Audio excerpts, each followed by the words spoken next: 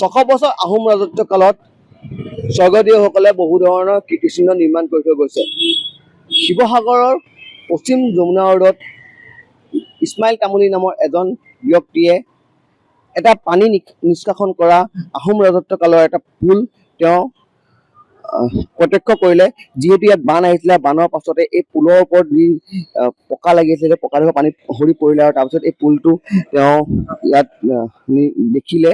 দেখাৰ পিছত এই যিটো ইটা আছে, যিটো ইটা লৈ আছে হাতত, এইটো আহোম ৰাজত্ব কালতে বনোৱা ইটা হয়। যিহেতু এইটো ইটাই ৰংঘৰ আৰু কাৰেংঘৰ ব্যৱহাৰ কৰা, তলাতল ঘৰ ব্যৱহাৰ কৰা এইটো ইটাই তেওঁলোকে ব্যৱহাৰ কৰিছিলে, যাৰ বাবে পুৰাতত্ব বিভাগে এই জেগাত উপস্থিত হৈ পেলাই তেওঁলোকক চিয়ৰ কৰি দিছে যে হয় এই ইটাটো আহোম ৰাজত্ব কালৰে হয়।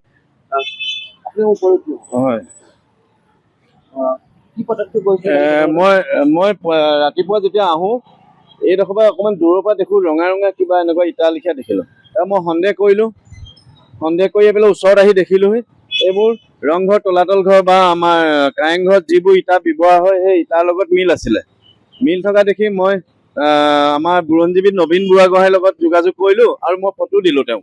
তেওঁ সন্দেহ কৰিলে যে এয়া আহোম যুগৰ ইটা বুলি ক'লে, চেপেটা ইটা, আহোম যুগৰ ইটা।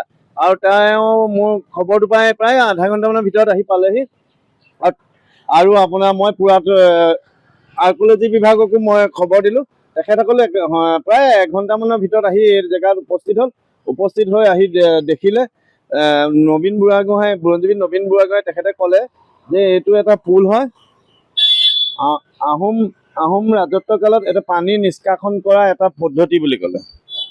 আৰু আৰ্কলজি বিভাগেও তেওঁলোকেও কৈ গৈছে যে এই ইটাবোৰ আহোম যুগৰে হয়, কিন্তু আনঅফিচিয়েলি এইটো এইটো আহোম যুগৰ হয় বুলিয়ে কৈ গৈছে। প্ৰথমবাৰৰ কাৰণে আপুনি দেখিছিলে সংৰক্ষণ কৰিবলৈ কাৰণে দাবী জনাব। মই শিৱসাগৰ জিলা প্ৰশাসনক এটা অনুৰোধে কৰিম, যিহেতু আমাৰ শিৱসাগৰখন আটকধুনীয়া হোৱাটো আমি প্ৰত্যেকেই বিচাৰোঁ।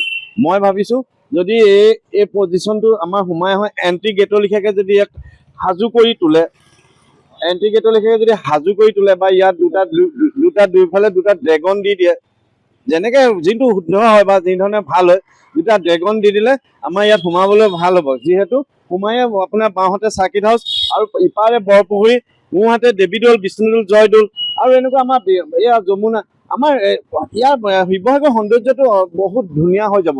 এয়া এণ্ট্ৰি গেটৰ লিখাকৈ দিলে মানে খুব ভাল হ'ব। এয়া মই জিলা প্ৰশাসনে হওক, আৰ্কলজি বিভাগেই হওক আৰু বিভিন্নজন আমাৰ শিৱসাগৰ যিমান জ্যেষ্ঠ নাগৰিকসকল আছে, মই প্ৰত্যেককে এটা অনুৰোধ কৰিছোঁ, আপোনালোকে এই বিষয়টো ইয়াত আৰম্ভ হওঁতে আপোনালোকে সকলো ওলাই আহক আৰু আমাৰ শিৱসাগৰখন সৌন্দৰ্য বৃদ্ধি কৰাত প্ৰত্যেকে অৱদান আগবঢ়াওক। ধন্যবাদ। হয়, এটা বস্তু ইয়াত ক'ব লাগিব, কাষতে যমুনাখন আছে আৰু যমুনাৰ পানী নিষ্কাশন কৰিবৰ বাবে এই নলা চাগে সেইটো মই নিৰ্মাণ কৰিছিলে আৰু নিৰ্মাণ কৰাৰ পাছতে ইয়াত যিটো পুল আছে, এই পুলটো ইয়াত নিৰ্মাণ কৰিলে পানী নিষ্কাশন কৰিবৰ বাবে। কিন্তু এই পুলটো সময় পাৰ হৈ গ'ল, এই পুল মানুহে পাহৰি গৈছিলে। এই পুলটোৰ পৰা ৰাস্তা বনিলে, এই পুলটো সম্পূৰ্ণ মানুহে পাহৰি গ'ল। এই পুলটোৰ ওপৰত নতুনকৈ ৰাস্তা বনালে, মাটি দিলে, এই পুলটো নাইকিয়া হৈ গৈছিলে সেইটো সময়ত। কিন্তু তাৰ পাছত পুনৰ এই পুলটোলে বানে মনত পেলুৱাই দিলে বুলি ক'ব লাগিব।